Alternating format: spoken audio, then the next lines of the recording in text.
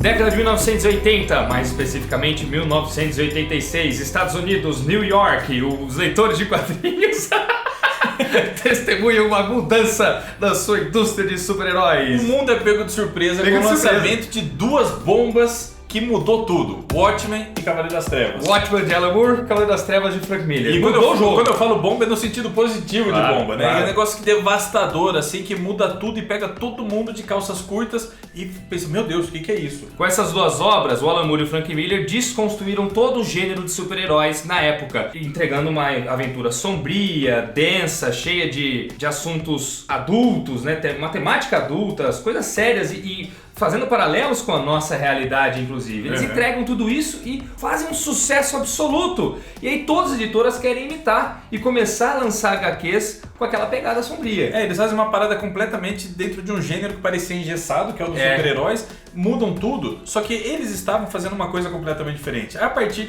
desses dois casos, vira um padrão. Vira um padrão. E esse padrão dura até os dias de hoje, muitos dos quadrinhos de super-herói, né? Entregando obras muito abaixo da média. Obras que tentam imitar o que o Watchmen e o Cavaleiro das Trevas foram e não conseguem. Tem vários autores que entendem completamente errado essas duas obras, completamente fazem grandes porcarias, assim. Acha que basta colocar sexo, palavrão, violência e muita escuridão na página que pronto. Já vou vender, já é motivação. Muitas HQs vieram imitando essa tendência que foi criada lá atrás. Muitas ruins, mas algumas foram pelo mesmo caminho e se destacaram e continuam sendo boas até hoje. Muito bem, o Watchmen e o Cavaleiro das Trevas eram da DC. Então a DC mudou o jogo lá atrás sozinha, basicamente. A Marvel viu aquilo e falou, opa, queremos ir por essa pegada também. Precisamos correr atrás, Temos que correr atrás de lançar histórias desse mesmo naipe, nesse mesmo nível de qualidade. E aí veio um criador que entregou o que a Marvel queria. Num dos títulos mais ousados e impensáveis pra fazer isso daí. Mais pensáveis, sem dúvida Que era o Homem-Aranha. O Homem-Aranha. O Homem-Aranha, que é um dos heróis mais iluminados, bonzinhos, boa praça. É um moleque, né? Um moleque feliz piadista, né? Exatamente. É tudo que o homem cotidiano é num super-herói, não é mesmo? Exato. E o cara, com uma aventura desse personagem, consegue entregar uma história sombria pra caramba. E quem é esse cara, você deve estar se perguntando? Quem é esse cara e de qual HQ estamos falando? Bruno Zago responde. Achei que você ia falar que esse cara era eu. Quem é esse cara? É o Bruno Zago. Eu? Não. Não sou eu, não. Esse cara é o J.M. DeMatteis. J.M. DeMatteis. Isso, exatamente, assim que pronuncia mesmo. Assim pronuncia. E o J.M. DeMatteis é um autor muito especial agora aqui para a Pipoca e Nanquim. Mas muito especial. Porque ele faz parte da nossa família, né, Bruno? Agora ele faz parte aqui do canal, /editora Pipoca Foi e Nanquim. abraçado pela editora Pipoca e Nanquim, que tá trazendo Blood, uma história de sangue. É, o HQ que ele fez também pra Marvel, dentro do selo Marvel Epic, junto com o Kent Williams, lá em 87, mesmo ano que ele fez essa HQ também da Última Caçada de Kraven. Exatamente. Olha só que legal, o cara tava com tudo nesse ano. Tava aí, mil bicho. por hora, tinha acabado de sair de Moon Shadow. De Moon Shadow. Ele tava brilhando, ele tinha feito já Capitão América na Marvel, tava fazendo uma saga muito consistente do Homem-Aranha, e ele vem e entrega a sua obra-prima chamada A Última Caçada de Kraven. E junto com Blood. E junto com o Moon Shadow. Ele faz um monte de quadrinho foda, assim, em um período de 3 anos. O Blood é um quadrinho completamente diferente desse do Homem-Aranha, né? Mas nós estamos lançando aqui e pros interessados o link vai estar na descrição. Blood já está em pré-venda na Amazon, hein? História completaça que nós vamos lançar aqui no Brasil no dia 20 e poucos de... finalzinho de setembro. Isso, finalzinho de Não, setembro a data daí, tem na 28, acho descrição. que é 28 de setembro começa a ser disparado pra quem comprou. Exatamente, corre na pré-venda porque tem Blood 15, cupom que dá 15% de desconto. A HQ tá por R$55, vai ficar mais barata ainda, né? Não, baratíssimo, muito barato. Tem um clássico desse, bonito, capa Pelo dura, amor de Deus. Pelo amor de Deus. Bom, como nós estamos lançando o J.M. DeMatteis, nós decidimos então conversar sobre essa que é a principal história que ele já fez para Marvel Comics e que hoje é tida também como uma das melhores já feitas do Homem-Aranha, por muitos fãs, né? Tem fãs, inclusive, que consideram essa como a melhor história do Homem-Aranha, né, cara? É difícil você achar alguém que não goste de Última Caçada de Kraven. Essa história saiu em 87, como nós falamos, e ela se estendeu pelas 3 revistas mensais que o personagem tinha naquela época, que era The Amazing Spider-Man, Peter Parker, The Espetacular Spider-Man e a Web of Spider-Man, né? A Teia do Aranha. Saiu por essas 3 revistas, então tinha lá parte 1 numa das revistas, parte 2 na outra, parte 3 na outra, aí voltava com a primeira, com a parte 4 5, 6. Lançou em 6 partes. Concluiu em 2 meses, inclusive. Isso, era um crossover de edição aí que contava a mesma história. A mesma história. Era fácil de acompanhar porque saía escrito na capa. Parte 1 de uma saga de 6 partes, tá? O capa original aí que vocês estão vendo na tela. Aqui no Brasil saiu pela Abril em 1991. 91. Em minissérie, em 3 partes, 3 depois partes. compilada. Aí depois saiu pela Panini, capa cartão, Panini, capa A dura. primeira vez que a Panini lançou foi dentro da coleção Maiores Clássicos do Homem-Aranha. Exatamente. E depois a Salvat trouxe o Brasil, que é essa edição que a gente tem aqui. E depois disso, não faz muito tempo, a Panini relançou em capa dura. Foi. Né? Foi a última vez que saiu aqui no Brasil. Ou seja, já saiu umas par de vezes aqui também, né? É bem fácil ler a Última Caçada de Kraven. Bem fácil ler. Cabe então uma contextualização do cenário da época para vocês começarem a ler a Última Caçada. Antes de vocês começarem a ler a última Caçada de Kraven. Em 87, o Demeter estava saindo, já tinha feito Capitão América, junto com o Mike Zeck. Né? Mike Zeck que também desenha a Última Caçada de Kraven com ele. Nessa saga do Capitão América, o Homem-Aranha aparece na história e junto com o Capitão eles enfrentam um vilão chamado Ratos. O Ratos foi criado pelo Demetrius e o Zeck, inclusive. Dentro da revista do Capitão. Só que o Ratos ataca o Homem-Aranha na história e o Homem-Aranha não consegue vencê-lo sozinho. É onde entra o Capitão América e os dois juntos conseguem derrotar o Ratos. O Ratos nada mais era do que o resultado de uma experiência genética que o Barão Zemo fez com um mendigo. Isso. Transformou ele em meio homem, meio rato, uma espécie de quimera maluca, assim. E ele fica completamente amalucado, ele é super esquisito, ele é nojento. Ele é canibal. E ele vive nos esgotos de Nova York lá. Coitado, ele é uma vítima, Outra né? coisa que é importante o pessoal saber antes de ler é que o Homem-Aranha tá com o uniforme preto. É, o eu ia chegar uniforme lá. preto é apresentado no Guerras Secretas, que é desenhado pelo Mike Zeck, inclusive. Também. E depois do Guerras Secretas eles desenvolvem toda a história lá do uniforme preto, simbiote e tudo mais. O uniforme preto é um simbionte que depois entra no Ed Brock e vira o Venom. Essa saga ele tá com o uniforme preto, mas não é o simbionte. Não, é uma simbionte roupa normal. O simbiote ele foi capturado pelo Reed Richards, cara. Ele tá no laboratório. O Reed Richards descobre que o uniforme é um alienígena, prende ele. Mas o Homem-Aranha, como tinha gostado do traje preto, Que é sensacional. costura uma imitação, né? Ele faz uma imitação. Então por isso que ele tá com o uniforme preto, mas não é o simbionte do Venom. Verdade, o pessoal tem que saber disso daí, né? E beleza, ele enfrenta o Rato junto com o Capitão América e assim conseguem derrotar. E aí, nós vamos então pro Kraven. O Kraven é um personagem que foi criado lá em 64 mesmo. Sim, criação do Steve Ditko. Do Steve Ditko, e ele é um russo, vinha de uma família muito nobre da Rússia, que foi expulsa da Rússia durante a guerra civil russa lá. Isso. Ele tem que vir para os Estados Unidos, a família vem para cá, e aqui nos Estados Unidos eles não são nem metade do que eles eram na Rússia. Na Rússia eles eram super importantes, aqui nos Estados Unidos eles passam a ter humilhação. Exatamente. A ser humilhados e tal. E o Kraven, ele reencontra sua honra e dignidade nas savanas africanas, nas selvas também.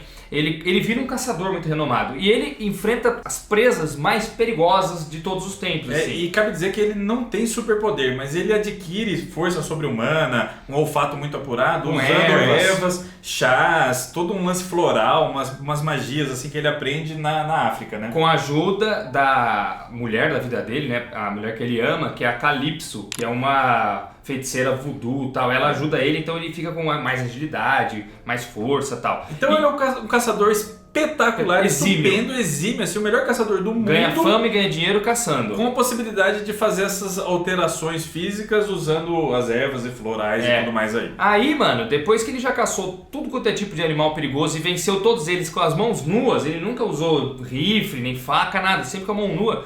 Ele é chamado para Nova York pelo Camaleão, outro vilão clássico do Homem-Aranha, para enfrentar o Aranha. O Camaleão, já que você é um caçador foda, tem uma presa para você aqui nessa selva de pedra que é Nova York. E o Kraven topa. E aí ele perde com o Homem-Aranha. Então é a primeira vez que ele falha numa caçada. Dali pra frente ele tenta sempre pegar o Homem-Aranha e nunca consegue, sempre falha. Ou seja, ele era um vilão de segunda categoria pro Homem-Aranha, né? Total esquecível. Não, e nos anos 80 então ele mal figurava no panteão de bons vilões do Aranha, assim. Ele tava totalmente esnobado, E o que é um desperdício, porque ele tem um dos visuais mais impressionantes. Porra, o visual do Steve Ditko é animal, com uma cabeça de leão aqui assim, ó, a cabeça de leão de cada lado do ombro dele. É, exatamente, uma calça super justinha de leopardo, assim, de oncinha, muito da hora. Uma bota de fivelada até em cima, uns dentes, um cinto com os dentes, assim. Ele é muito da hora, né? Mais pra frente revela-se que o Camaleão era meio irmão dele, porque o Camaleão era um personagem russo também, e aí teve um retcon na história, e a Marvel diz que ele era meio irmão, ele era filho do pai do Kraven com uma criada da família, porque a família do Kraven era rica na Rússia, como eu falei, e a criada e o pai do Kraven tiveram o camaleão, então eles eram meio irmãos, e o Kraven maltratava muito o camaleão na infância, tal, ou seja, eles tinham uma relação. Isso foi inserido depois, né? E aí, beleza, o J.M. Demetrius, ele resgata o Kraven, esse personagem russo, pega o Homem-Aranha lá com o uniforme negro, pega o Ratos, personagem que ele próprio criou com o Mike Zeck, e junto com o Mike Zeck, depois de algumas edições já à frente da revista do Homem-Aranha, eles decidem fazer essa saga, A Última Caçada de Kraven. Saga essa que deveria chamar primeiramente Perfeita Simetria. Isso. Por que Perfeita Simetria? Porque ele mostra que o Kraven, na verdade, só é caçador. Os dois lados dele são de um caçador. Ele não é humano, ele é só uma fera, o Kraven, ele é uma fera. Por isso que ele fala Perfeita Simetria. O Demetrius é legal. Perfeita Simetria também fez uma homenagem a William Blake. Eu quero falar. Uma das grandes inspirações pro Demetrius. Tem outra inspiração literária aí, direta, que o Demetrius fala pra caramba em tudo quanto é entrevista. Dostoiévski. Dostoiévski, isso. O Demetrius não dava bola nenhuma pro Kraven, até pegar um handbook, é um livro tipo Quem é Quem da Marvel, e aí ele lê que o Kraven era russo e fala, nossa, russo? Pô, eu adoro Dostoiévski, tá aí uma parada que eu posso usar. E aí ele decide usar o Kraven como vilão. Só que tem uma história pregressa aí do Demetrius, né? Que ele já tinha pensado essa ideia aí, porque basicamente a ideia que ele tinha lá era de um super-herói voltando à vida e saindo de dentro de um caixão. Era essa a ideia que ele tinha de cara, assim, que ele queria fazer. Ele tinha apresentado a ideia pra Marvel com o Magnum. Só que foi descartada. Aí depois ele apresenta pra DC Comics. Ele leva pra fazer uma história do Batman. Do Batman, ele quer tipo, que o Coringa mate o Batman, depois o Batman saia do caixão e isso leva o Coringa à loucura. Só que quando leva o Coringa à loucura, o que acontece? O Coringa vira fica ação. Os editores até gostam da ideia, só que acabam achando muito parecido com conceitos que o Alan Moore ia usar no Piada Mortal. Aí fala, não vamos aceitar agora. Depois ele reestrutura mais uma vez a história, tira o Coringa e coloca o Hugo Strange. Também é descartado. Aí ele apresenta, então, lá, sei lá, em 80, deve ser. Depois 86, que ele já é chamado pela Marvel pra fazer a revista do Homem-Aranha. Aí ele vê a oportunidade e fala, pô, tá aí, eu vou pegar aquele meu conceito lá do caixão, do cara do herói voltando à vida e tal, e vou fazer no Homem-Aranha. Aí sim ele tem aval. Aí ele tem um aval.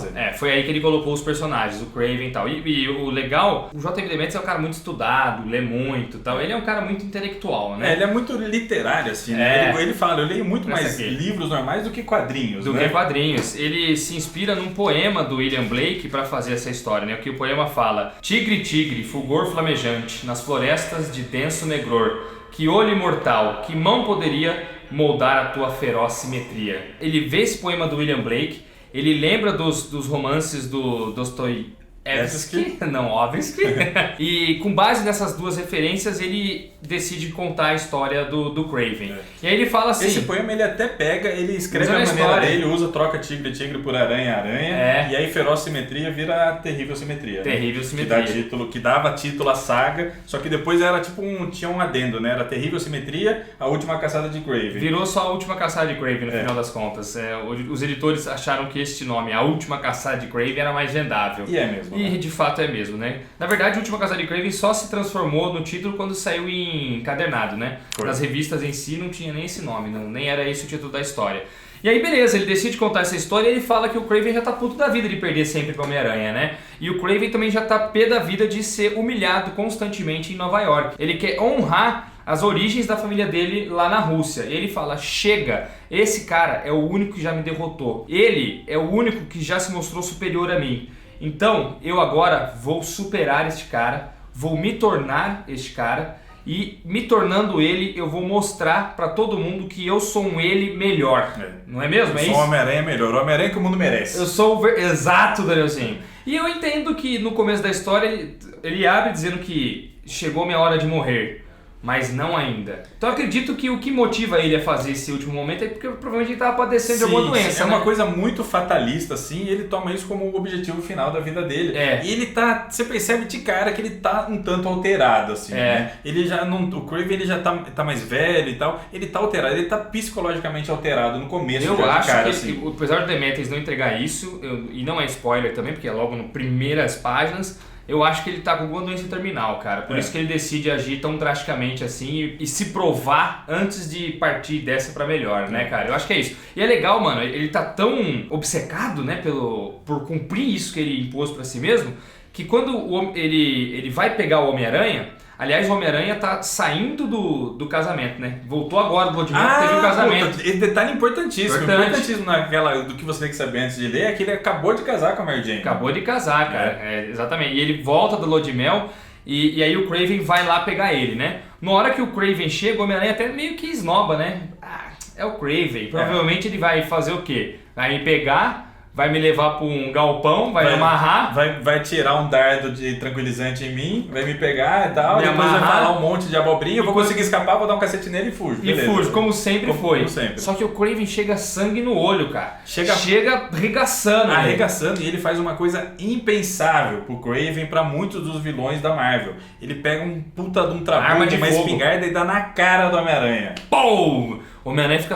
Na hora que o Homem-Aranha vê ele com a arma e vê ele vindo pra cima, ele fala: esse não é o Kraven que eu conheço. Tem alguma coisa errada. Nossa, não é do seu feitio fazer isso, né? Não é do feitio do Kraven fazer isso. E aí ele, pum! Ele mata. Cara, é muito chocante essa cena. Eu fico imaginando os leitores na época vendo isso.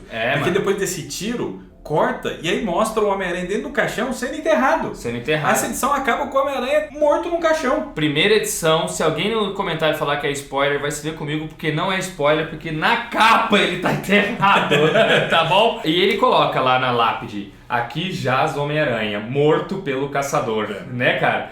Puta que pariu! Nossa, só isso já fica pensando, caralho, como é que vai ser isso agora, mano? Beleza. Aí, como a gente falou, ele assume a indumentária do Homem-Aranha para ser um Homem-Aranha melhor. E onde é que entra o Ratos? O Ratos, ele tá, como a gente disse, vivendo no submundo de Nova York, pegando mulheres e comendo elas. Matando. Ele vira um serial killer no meio de Manhattan. Serial killer canibal. E a notícia começa a se espalhar, o Kraven tá lá resolvendo vários crimezinhos, assim, ele vê alguém roubando alguém na rua, ele vai lá, pega o cara, devolve dinheiro e tal, e começa a reagir como Homem-Aranha no meio de Manhattan lá. Só que dando um cacete nos bandidos. Sendo truculento pra caramba. Porra, ele até mata alguns, cara. No esquema Charles Bronson, assim, velho, aí o pessoal começa a estampar: Homem-Aranha mudou, o que aconteceu com o Homem-Aranha? O Homem-Aranha está violento. E aí a história do serial killer chama a atenção dele, ele fala: bom, eu vou me provar pegando esse que é o maior terror de Nova York atualmente. E ele sabe que é o Ratos. E ele também sabe que o Homem-Aranha, pra derrotar o Ratos, precisou da ajuda do Capitão. E aí que ele fala: eu não vou precisar. Eu não vou precisar de ajuda de ninguém. Eu vou matar o cara que derrotou o Homem-Aranha. Pronto, aí eu me provo como melhor. Como melhor. Bom, a gente tem que parar a sinopse por aqui. Você tem que ver o que acontece na luta com o Ratos. Você tem que ver o que acontece pra o Homem-Aranha voltar. Tudo isso, vocês têm que ler. Aí vocês têm que ler a história. Né? O Peter Parker, cara, é linda essa história aí por conta do Peter Parker, principalmente. Peter Parker. Aliás, Danielzinho, depois o Demetrius fala que foi bom a história ter sido recusada pro Batman e pro Magnum. Porque apesar do Homem-Aranha ser o herói sombrio mais improvável, a história funcionou perfeitamente pra ele. Por quê? Justamente por causa do casamento. Como ele estava casado com a Mary Jane, ele tinha uma pessoa com quem se importar. Ele tinha alguém que o ama sendo deixada para trás. E ele tinha essa motivação primeva aí, que é o amor, né? O amor. Eu não posso deixar a Mary Jane sozinha nesse mundo. Porra, velho. Então funciona perfeitamente pro cara. O que o Batman tem a perder? O Robin? Não. O Magnum? Também não. Ele tem uma esposa, ele era um homem casado, cara. Um homem com grandes poderes e grandes responsabilidades. Sim, por isso que funciona pra ele. E ele sempre teve esse lado da família, né? Por isso o Peter Parker é um personagem tão cativante, acho que é o mais cativante da Marvel, inclusive, porque ele é um garoto, um ser humano como a gente, né? E aí com a história, o Demetrius ele tem duas propostas. A primeira é de entrar na psique do Kraven e entender como a mente daquele vilão funciona. E por que ele está querendo fazer tudo aquilo. Qual é a grande motivação dele e por que é tão importante ele provar seu valor e sua honra. Ele vai entrando cada vez mais fundo na mente do cara e traçando paralelos com o passado dele com a mãe, né? Tem várias falas legais envolvendo a mãe dele que eu acho que é crucial no final do gibi e tal. A importância da família e do legado do Kraven é muito importante. E a segunda proposta é explorar o Homem-Aranha e separar o Homem da Aranha. Apesar do Kraven estar com o uniforme e estar agindo com o nome do Homem-Aranha, o Homem-Aranha não é somente um... O uniforme não é só uniforme. Não é só um uniforme. Aí que tá, nunca foi. Ele não é só um nome de um super-herói. Não, ele é o Peter Parker. O Homem-Aranha é a pessoa que está por baixo. Peter Parker não é a aranha, é a aranha que é o Peter Parker. E que acima de tudo, aí eu retomo aquela fala lá, ele sempre se importou com o quê? Com os familiares. Primeiro, a Tia May. Primeiro, tudo a vida dele muda por conta do assassinato do tio Ben. Depois ele se importa sempre com a Tia May e depois agora com a Mary Jane. Não, então a motivação dele é esse daí, o amor familiar, Você né? esqueceu da Gwen Stacy. Da Gwen Stacy, claro, perdão. O que aconteceu com a Gwen Sim, Stacy sim, também sim. abalou demais o personagem. Ele não quer que isso se repita com ele e a Mary Jane, né, cara? Claro. Foda ou não é foda o negócio desse? Espetacular, cara. Muito Espetacular. da hora, cara. E eu acho que o Demetrius tem algumas coisas que acontecem nessa história com o Kraven que eu fiquei pensando, porra, Kraven, aí você não tá provando nada, você tá meio que trapaceando. Tem algumas coisas que o Kraven faz que eu acho, porra, mano, não era. Só que o Demetrius que faz isso de propósito. Sim. Com certeza, não, acho não, ele com certeza faz Com isso de certeza. propósito. O Kraven pensa que ao fazer aquilo ele está sendo superior, mas você, leitor, percebe que não, Kraven. Você não se age dessa maneira, cara. Cê Você é nunca louco. vai se igualar ao Homem-Aranha sendo truculento e maluco igual você tá sendo aí. Não, né? e começa também lá atrás, da maneira como ele derrota o Homem-Aranha, a maneira como ele vai pra cima do Ratos. É meio. Ele não tá jogando tão limpo assim. Não, claro ele tá que não. desesperado por provar uma coisa, custe o que custar, seja como for. É. Sabe? Mesmo que ele tenha que roubar no jogo. Mesmo que pra isso ele tenha que roubar e ele pensa que não tá roubando. É. Eu acho isso sensacional, cara, né, sensacional. nessa história aqui, mano. Cara, ó, o Mike Zeck tá matando a pau. O Mike Zeck tá incrível. Desenhando muito, mas muito.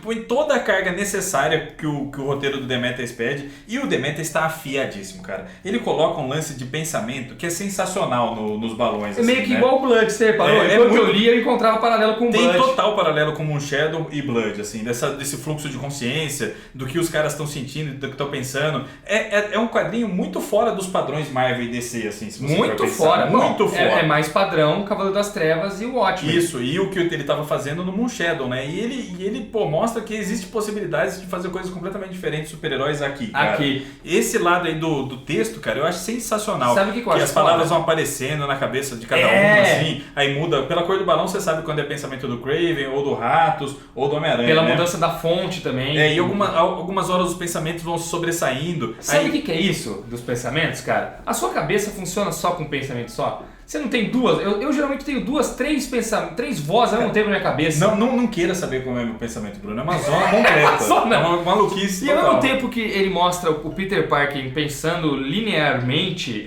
tendo uma linha de raciocínio contínua, por baixo existe uma outra linha de raciocínio mais visceral, né? Mais desesperada, tentando falar mais alto do que a primeira.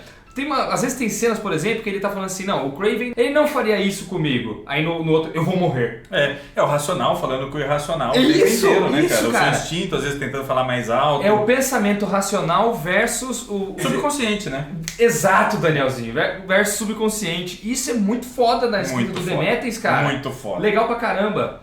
Olha, o Mike Zeck antes disso já tinha, além das Guerras Secretas, ele já tinha feito Histórias do Justiceiro, que é ótima, Ótimo. Círculo de Sangue, foi a primeira minissérie do Justiceiro, e ele fez depois a Retorno ao Grande Nada também. O Mike Zeck contribuiu com muita história boa pra Marvel. Capitão América também, ele fez um Fez, monte. junto com o Demetrius. Demetrius, como nós falamos aqui, as histórias do Justiceiro que ele fez é do Steven Grant, e são ótimas. Uma fase aclamadíssima, cara. Se eu não me engano, aquela capa que é famosíssima de uma caveira gigante, só o peito assim do Justiceiro, preto, assim, com uma caveira gigantesca. É do Mike Zeck. É do Mike Zeck. É do Mike Zeck, né, cara? Bom, foda, galera. Isso daqui realmente é uma das melhores histórias do Homem-Aranha, ao lado da morte da Gwen Stacy, das histórias do Venom, Ao lado da criação do Stan Lee do Dítico. do Stan Lee do Dítico, exato. Ele tem várias histórias. Muito legal saber que essa foi escrita pelo J.M. Demetrius, um dos autores que nós estamos lançando aqui, né, Danielzinho? Pô, sensacional, Muito cara. foda.